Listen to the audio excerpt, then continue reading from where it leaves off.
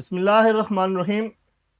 ناظرین، آج ہم بات کریں گے ڈی چوک کا حصار، درنا کلچر اور مفلوج زندگی پہ۔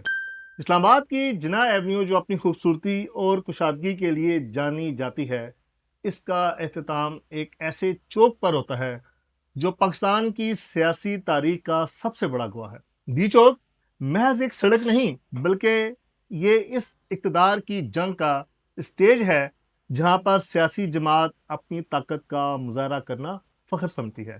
جب بھی ملک میں سیاسی درجہ حرارت بڑھتا ہے، اسلام آباد کنٹینرز کا شہر بن جاتا ہے۔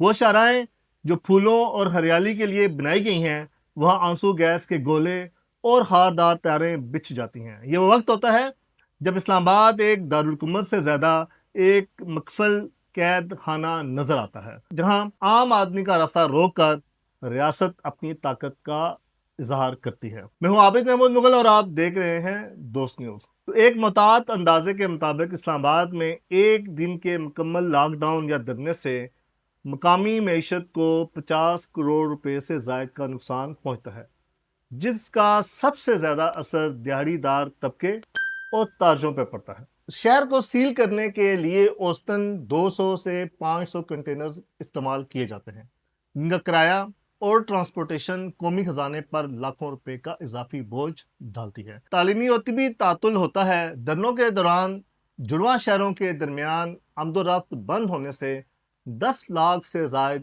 طلبہ اور مریض متاثر ہوتے ہیں، جو اس سیاسی سرگرمی کی سب سے بڑی انسانی قیمت ہے۔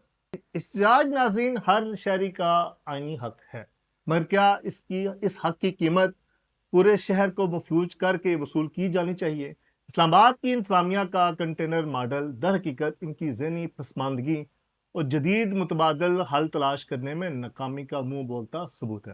ہم نے ریڈ زون کو اتنا مقدس بنا دیا ہے کہ اس کی حفاظت کے لیے عام شہری کی زندگی کو اجیرن کر دیا جاتا ہے۔ سیاستدان ڈی چوک پر کھڑے ہو کر تقریریں کرتے ہیں، مگر ان سڑکوں پر پھنسی ہوئی ایمبولینس میں دم توڑتے مریض کا جواب دہ کوئی نہیں ہوتا۔ یہ درنا کلچر ہمیں ایک مہذب قوم کے بجائے ایک ہجانی ہجوم میں تبدیل کر رہا ہے، جہاں طاقت کا ترازو سڑکوں پر طے کیا جاتا ہے۔ کسی مفکر نے کہا تھا، جس شہر کی سڑکیں انصاف کے نہروں سے لہو لہو ہوں، وہاں کے ایوانوں میں کبھی سکون نہیں ملتا۔ ڈی چوک کی یہ زمین در حقیقت اس ملک کے غصے اور محرومیوں کا اشتہار ہے۔ یہاں کی دیواروں پر لکھے ہوئے نعرے جب مٹائے جاتے ہیں تو وہ دوبارہ ابھر آتے ہیں، کیونکہ ہم نے مسائل کو حل کرنے کے بجائے آوازوں کو دبانے کا فن سیکھ لیا ہے۔ اسلام آباد کی یہ شرح رات کے پہر جب خاموش ہوتی ہے تو اس کے پتھر ان قدموں کی چاپ سناتے ہیں جو یہاں تبدیلی کا خواب لے کر آئے تھے، مگر اکثر صرف نا امیدی لے کر لوٹ کے۔